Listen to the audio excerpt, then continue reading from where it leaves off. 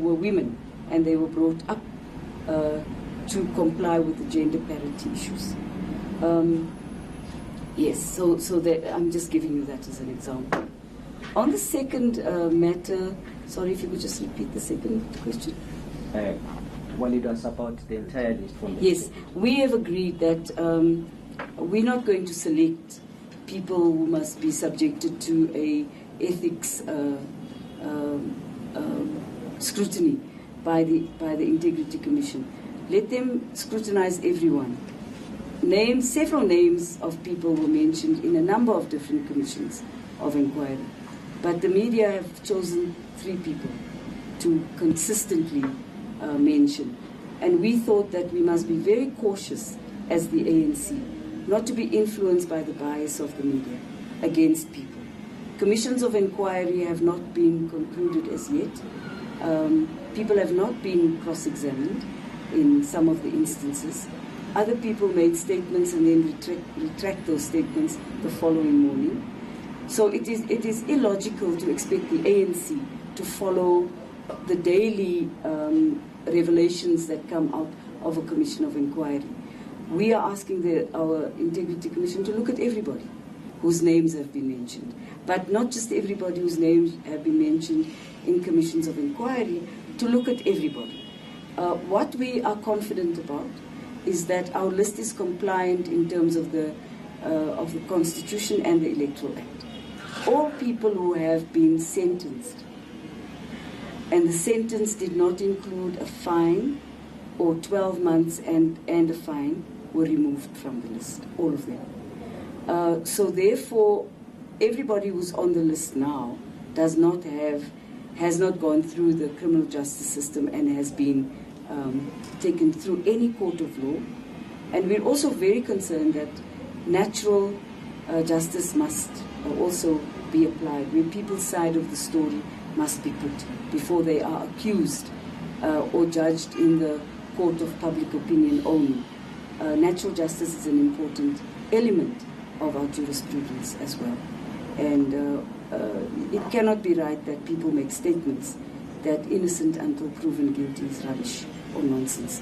We won't accept that kind of emotive call. So what we've done is we have asked the Integrity Commission they now have, should by now, the chair of the Integrity Commission by now would have received a list of the 9 provincial legislatures as well as the National Assembly in its entirety. Okay. And foreign nationals? On foreign nationals, yes, you're quite right. This is a recurring difficulty, and it's based on people's need for resources in terms of jobs and other resources. The laws of the country do imply that people should not be employed where a South African can do the job. And I think that we all need to be adult enough to take some responsibility, all of us jointly and collectively. We are concerned that in the retail industry employs many foreign national people when South Africans should be the first to be considered for those jobs. And in particular the farm industry along the northern border of South Africa has had a particular difficulty in this regard. But as you know, the mining industry since its inception has always brought workers from other countries. Our intention is not for workers to fight against workers and for people to create the conditions for workers to fight against each other. We are calling on people that we live on one continent. The sad reality is that we are experiencing Afrophobia in this country. We don't experience any other kind of quarrel against any other foreign national that comes to South Africa. And we are calling on everybody not to attack any foreign national person, not to succumb to xenophobia, not to succumb to the interpretation that is given by analysts and analytical people on this matter, but to accept the reality that we live together here and that we must find each other. Today, our Minister of Durko is meeting with all the African ambassadors to talk exactly about this. It was yesterday, I think, to talk exactly about some of the challenges that we face. This problem cannot be solved by anger. This problem has to be solved through discussion, negotiation, and also our commitment towards the development of other African states, but including the development of our own rural poor, which is where the problem is at its height at the moment, especially in the farm areas. So it's not as if the ANC has folded its arms. I doubt that is a true reflection. I think that what we do need to do is to strengthen the criminal justice system's application of the law without cruelty. And the ANC does not believe that putting foreign nationals in prison or in what they call these holding areas is necessarily helpful. We have porous borders. We have a 90-day visa regime where any SADC citizen can travel to any country in SADC, and we're a signatory to that regime. That doesn't really help people who are unemployed and poor. And naturally, people are complaining about a whole host of things. What happened in KZN was not acceptable, and we condemn the attacks on foreign nationals. But maybe PSG, I don't know if you can ask a question, but why did you deem it fit as the ANC-NEC to send these questions to the integrity, to send the entire list to the Integrity Commission? And what powers does the Integrity Commission have to recommend on names that should be removed or should not be removed? Do they have those kind of powers, DSG? I did answer the first part of the question. May the DSG maintain the eye contact with her for the comment. I did answer the first part of the question. On the second part of the question, the Integrity Commission can recommend to the NEC what appropriate action they believe can be taken against any individual. Their remit is to look at the integrity of the ANC, and that is their remit, to examine the integrity of the ANC. They cannot do so without allowing people whom they believe may have transgressed the integrity of the ANC the opportunity not to respond.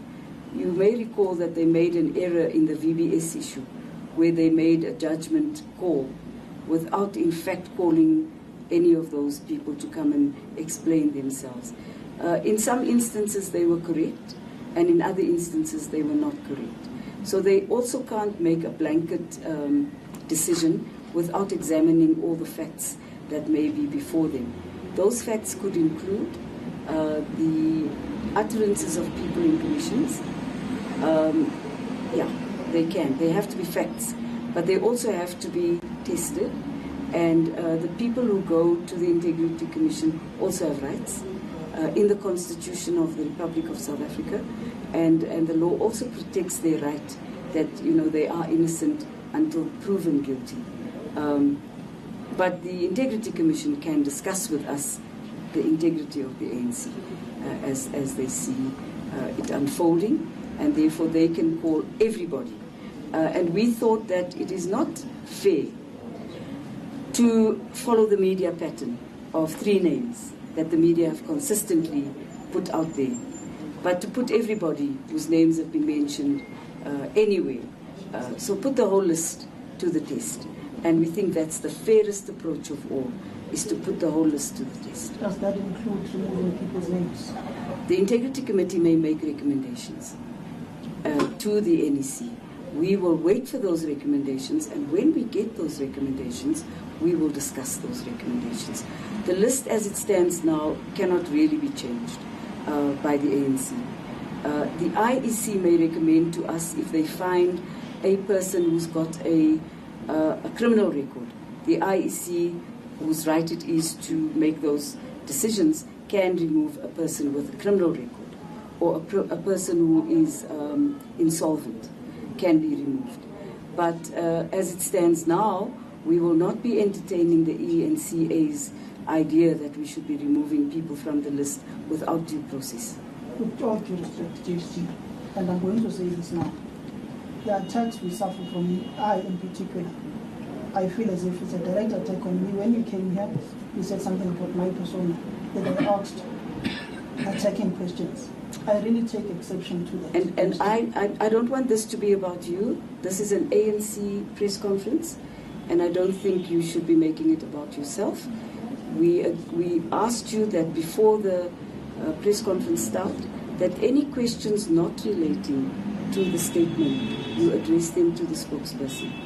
If you take exception to that, I do apologize, and I'm terribly sorry that you're so sensitive to the ANC, or rather so insensitive to the ANC. But that is your right, and you have the right to freedom of speech. Not that I'm insensitive to you, excuse me, I'm not going to entertain this. I think if you don't mind, I'm going to please ask you to switch your camera off. I'm ending the conversation with the ENCA. Thank you very much. Do you have a question? But it's your media right. Don't switch off the camera. Keep rolling. No, keep rolling. There's a media freedom in South Africa. This is unwarranted where media is blocked from reporting. There's no insult that was directed Can you to the record what he's saying? Please, I would like you, can you repeat what you've said? And you're going to record it. You can record it. Yes, no. We're also going to, can you record what he's saying as well, guys? Please record it. This is going to the Ombudsman. Comrades, hold on. Can we switch off your cameras? Please, let's sort this thing once and for all. Samgat, I said to you if there's an issue that we have, let's discuss it separately. Finish the media briefing and then we talk about whatever issues you brief that we have. That would assist us rather than to hold others who have one issue. Please cool it down and then we'll deal with it. But you don't have to argue about other things. I would like you to record everything he says. It's going to the Ombudsman, and this time I'm not going to pull it down to any question. Yes, I just wanted to ask the Integrity Commission's report. How much power does it have to influence the list? Considering the fact that you said the ANC doesn't have any control over changing the list as is at the moment. It could have an influence at any point. It would make a recommendation, and it could have an influence. But what we're expecting is fairness from the Integrity Commission. Unfortunately, the total reality has been that there's a campaign against some people, but we're not looking at the integrity issues of everybody. And so we're saying to the Integrity Commission, don't leave anybody out. Make it. Give us a report that includes your findings on everybody in the list. They would not need to look at criminality because we've dealt with that already. So it is really their remit, which is the integrity of the ANC. Mm-hmm. So they do have an influence, and that influence has been demonstrated in other issues over the years, where people who were elected to positions in the ANC were asked to step aside, or people who were in the NEC of the ANC were asked to step aside. But I think we need to wait for the outcome and not to try to force the Integrity Commission to have an outcome for popular purposes. Thanks, DSG. Thank you. Now, if you have a question to me, or if you have a complaint about me, you write to the Secretary General of the ANC. I am going to complain about you to the Ombudsman, because this is what you do. Hang on, don't interrupt me. This is what you do. The last time you came here, there was a press meeting here. We were all very polite to each other. You asked one question, and then you battered the ANC on a completely irrelevant issue, and you insisted. And I will repeat what I said to you before we started this press conference. I said that I want to say to ENCA, and I'm saying it to you now, without fear, because I too have the right of freedom of speech, not only you. I said to you that if you have any attack question on the ANC that is not in our press release, you will address them to our spokesperson. All right. Now, Mr. Samkelo, you have a habit of intimidating everybody. You have a habit of making people feel that you are the lord of the media. You are one journalist. You work for one ENCA. And you think that all of us must shiver and shake. You call me a bully, but you are the worst bully I've ever come across. I've never met anyone as arrogantly disposed as you are. And you want to defend freedom of speech you never fought for. And you don't defend freedom of speech because your particular TV station has decided the direction it will go on, as it did in 2016. You followed the DA slogan of vote for change. So what do you want us to do? To bow and scrape every time you walk into a room and call you my lord, the lord of the media? You're just a journalist, like I am just a citizen. Nothing more, nothing less. And I cannot be ill-treated by you any longer and keep quiet. So I am going to the Ombudsman. And yes, it is personal now. Can I just respond to you? Hang on. Whatever you say, we record it. Recording. Yes. I have the utmost respect for you. No, you do not. And the other day, you can ask himself, on Sunday, I said to him, I respect your DSG a lot. And yes, at times I may have asked you harsh, direct questions, but those questions have never been about or biased against your organization. I've always been fair to you. I've never done a story against you. Yes, I will ask tough questions against Cyril Ramaphosa, against Ace Mahashule, against Didi Mabuza, against Amalusi Kigaba, Batabile Dlamini, including yourself. But never have I been big-headed. Never have I thought I'm bigger than any other journalist in this country. If my direct questions offend you, with all due respect, I apologize. But I will continue asking those questions. I've got the utmost respect for you. The last time you attacked me with CD and I called you, hi, Gogo DSG, hi, Mom DSG. And I respect you for that. I respect you as an elderly woman who was around my grandmother's age. Just like I respect Gwede Mandashi, who was around my grandfather's age. Are you done? I'm done. Thank you very much. The next time you need to interact with me, you put it in writing. You are just a journalist. I'm just a journalist in South Africa. And I never fought for this media freedom, but I will enjoy the freedom that was fought. Exactly, and don't undermine other people because you know. I don't undermine anyone. Let's cut. But it's fine. Let's cut. Fine.